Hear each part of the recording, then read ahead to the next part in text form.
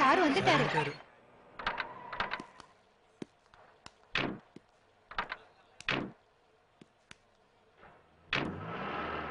நீங்க எல்லாம் உள்ள இருக்க வரேன். சரிங்க. வணக்கம் சார். சும்மா ஒன்னும் அனுமதி கொடுக்க மாட்டேன்னு சொல்லல. எனக்கு எதிராக கவர்மெண்ட்டுக்கு எழுதி போட்டவங்கல்ல நீங்க. திவாகரன் ஒரு திருடன், பொறுக்கி, சுயநலக்காரன் இல்ல. அந்த மனுவுல நீங்க கூட கையெழுத்து பண்ணி இல்ல. இப்ப எதுக்கு ஏன் முன்னாடி கை கட்டி நிக்கிறீங்க? சார் எனக்கு எழுத படிக்கவே தெரியாது சார். தோழர் சிவதாசும் மற்றவங்களும் கேட்டுக்கிட்டதால ஒத்துக்கிட்டேன் சார். தோழர் சிவதாஸ், ஸ்டாலின் சிவதாஸ், அவருக்கு தொழிலாளிகளை பத்தி என்ன தெரியும்? அவன் கடலுக்குள்ள போயிருக்கானா? கடலை பத்தியும் வளைய பத்தியும் தெரியாத அந்த தோழர் சொல்றத அவங்களுக்கு பெருசா தெரிஞ்சதுன்னா அவங்கிட்ட போய் கேளுங்க. ஐயோ மன்னிச்சிருங்க சார்.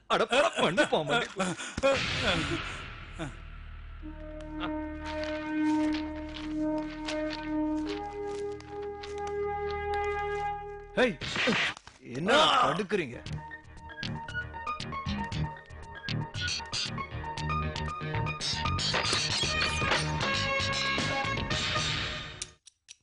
என்னது? உங்ககிட்ட கொஞ்சம் பேசணும். என்ன பேச போற? சொல்றேன். மிஸ்டர் திவாகரன், நான் கடலுக்கு போனதில்ல, மீன் பிடிச்சதில்ல, கடல்னா என்ன வளனா என்னன்னு எனக்கு தெரியாதுன்னு நீங்க சொன்னதை நான் கேட்டேன். கரெக்ட் தான். உங்களை மாதிரி பரம்பரையா தொழில் செய்யறவரோட மகன் இல்லனா, ஒரு நாயர் குடும்பத்துல பிறந்தவனா, அதுக்கு பொறப்பால பெரிய ஜாதியை சேர்ந்தவனா இருந்தாலும் நான் எல்லாரும் ஒண்ணுன்னு நினைக்கிறவன். சொந்த ஜாதிக்காரனை எதிர்த்து புரியலையே. தனி ஒரு மனிதனுக்கு உணவில்லை என்றால் ஜெகத்தினை அழித்துடணும்னு அன்னைக்கு மகாகவி பாரதியார் பாடினாரு. எல்லாரும் சமோன்னு நினைக்கிற ஒரு கட்சியில தான் நான் வேலை பார்த்துக்கிட்டு இருக்கேன். ஆனா நீ சொந்த ஜாதியில இருக்கிற ஏழை தொழிலாளிகளை ஏமாத்திக்கிட்டு இருக்க. நான் ஏமாத்துறேனா? நான் ஒண்ணு யாரையும் ஏமாத்தல. தேவையில்லாம என் மேல பழிய போட்டது இல்லாம இப்ப நேரடியா வந்து என்ன திட்டுறியா? போடா வெளியில. கோச்சுக்காதீங்க மிஸ்டர் திவாகரன்.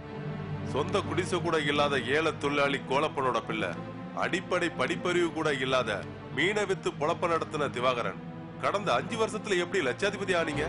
ஜாதி பேர்ல வெட்டு கொலை கலவரத்தை உண்டு பண்ணி மந்திரிகளுக்கும் அதிகாரிகளுக்கும் ஊத்தி கொடுத்து பொண்ணுங்களை வச்சு மாமாவில பார்த்து எவ்வளவு தில்லு இருந்தா உனக்கு மேல கை வச்சீங்க கொன்னுடுவேன்.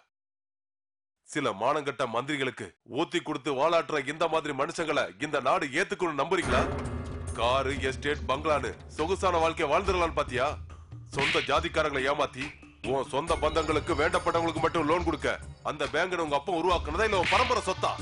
போடுறா கையெழுத்த. 7-8 மாசமா உங்ககிட்ட நடையா நடந்தானே அந்த கிழவனோட பேப்பர் தான் ஆகிது. போடுறா கையெழுத்த. என்னடா பாக்குற? போடுறா கையெழுத்த.